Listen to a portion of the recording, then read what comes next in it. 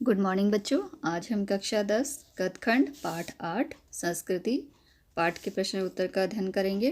प्रश्न उत्तर को पढ़ेंगे। चलिए पढ़ते हैं। प्रश्न 1, प्रस्तुत पाठ में किन शब्दों की व्याख्या की गई है? उत्तर, प्रस्तुत पाठ में निबंधकार द्वारा संस्कृति और सभ्यता नामक 2 शब्दों की व्याख्या की गई है। प्रश्न 2, संस्कृत व्यक्ति कौन है? उत्तर, एक संस्कृत व्यक्ति किसी नई वस्तु की खोज करता है, किंतु उसकी संतान को वह अपने पूर्वज से अनायास ही प्राप्त हो जाती है। जिस व्यक्ति की बुद्धि ने अथवा उसके विवेक ने किसी भी नए तथ्य को खोजा था, वह व्यक्ति की वास्तविक संस्कृत व्यक्ति है, और उसकी संतान जिसे अपने पूर्वज से वह वस्तु अनायास प्राप्त हुई है, अपने पूर्वज की भांति सभ्य भले ही बन जाए, संस्कृत नहीं हो सकती।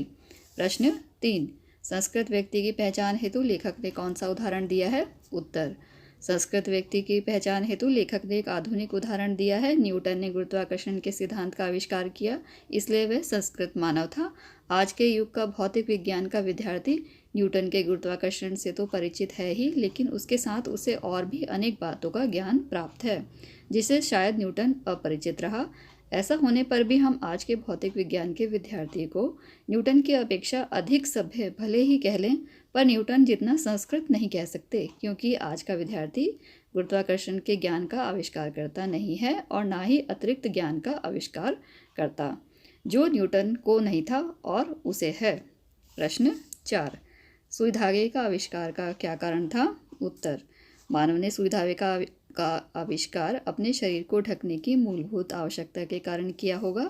शीत और गर्मी से बचने के लिए मानव को कपड़ों की आवश्यकता अनुभव हुई होगी, या शरीर को सजाने के लिए उसे कपड़ा सिलने की आवश्यकता अनुभव हुई, जिनके परिणाम स्वरूप सुई धागे का आविष्कार हुआ। प्रश्न 5, भारत में संस्कृति का कितने तरह का बंटवारा मौजूद है? उत्तर, भारत में संस्कृति का भली भांति से बंटवारा किया गया है, जैसे हिंदू संस्कृति, मुस्लिम संस्कृति, प्राचीन संस्कृति, नवीन संस्कृति आदि आदि। प्रश्न 6, लेखक की दृष्टि में सभ्यता और संस्कृति की सही समझ अब तक क्यों नहीं बन पाई है? उत्तर, लेखक के अनुसार सभ्यता और संस्कृति शब्दों का प्रयोग तो बहुत होता है, किंतु ये लोगों को समझ कम आते हैं। मिलता जुलता अर्थ होने के कारण लोग दोनों को एक ही समझ लेते हैं।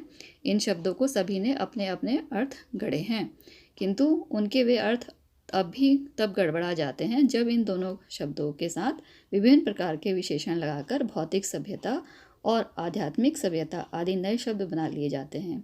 इसलिए इनकी सही समझ अब तक नहीं बन पाई है। प्रश्न 7, आग की खोज एक बहुत बड़ी खोज क्यों मानी जाती है? इस खोज के पीछे रही प्रेरणा के मुख्य स्रोत क्या रहे होंगे? उत्तर, आग की खोज मानव की अत्यंत महत्वपूर्ण देन है। आग की सहायता से मानव मांस को भूनकर खाने लगा। आग से मनुष्य को भोजन पकाने, प्रकाश करने, सर्दी से बचने में भी सहायता मिली।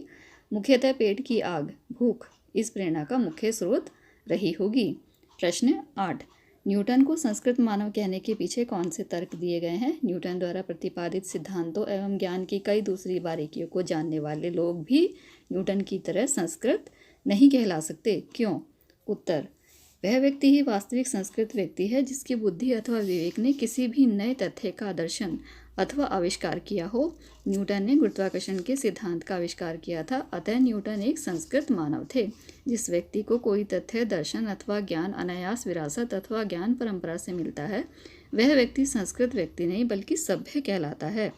आज भौतिक विज्ञान के जो विद्यार्थी न्यूटन द्वारा प्रतिपादित सिद्धांत के साथ साथ इस सिद्धांत कि उन बारीकियों से परिचित हो जिनका ज्ञान न्यूटन को ना रहा हो, उन विद्यार्थियों को न्यूटन से अधिक सभ्य तो कहा जा सकता है, उनकी भांति संस्कृत नहीं। प्रश्न 9, किन महत्वपूर्ण आवश्यकताओं की पूर्ति के लिए सुई धागे का आविष्कार हुआ होगा? इस प्रश्न का उत्तर हम अभी पहले पढ़ चुके हैं। प्रश्न 10, मानव संस्कृति एक अविभाज्य वस्तु है, किन्हीं 2 प्रसंगों का उल्लेख कीजिए। मानव संस्कृति को विभाजित करने की चेष्टाएं की गईं। कैसे? उत्तर, मानव संस्कृति को हिंदू संस्कृति, मुस्लिम संस्कृति, सिख संस्कृति, ईसाई संस्कृति आदि रूप में वर्गित करके उसे विभाजित करने की चेष्टा की गई। जब मानव संस्कृति ने अपने एक होने का प्रमाण दिया। कैसे? उत्तर, रूस का भाग्य विधाता लेनिन अपनी डेस्क में रखे हुए डबल रोटी के सूखे टुकड़े स्वयं न खाकर दूसरों को खिला दिया करता था। संसार के मजदूरों को सुखी देखने का स्वप्न देखने वाले कार्ल मार्क्स ने अपना सारा जीवन दुख में बिता दिया। इसी प्रकार सिद्धार्थ ने अपना घर केवल इसलिए त्याग दिया कि वे मानव संस्कृति को एक ही देखना चाहते थे। इन सभी उदाहरणों से स्पष्ट है कि मानव संस्कृति ने अपने एक होने का प्रमाण दिया है, क्योंकि सभी देश काल में मानव संस्कृति का एकमात्र उद्देश्य जन कल्याण रहा है।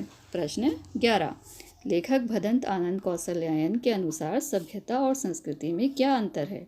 उत्तर, किसी नए तथ्य की खोज में लगने वाली प्रेरणा, प्रवृत्ति और योग्यता संस्कृति है, तथा उस खोज से प्राप्त आविष्कार जो मानव कल्याण के लिए होता है सभ्यता है।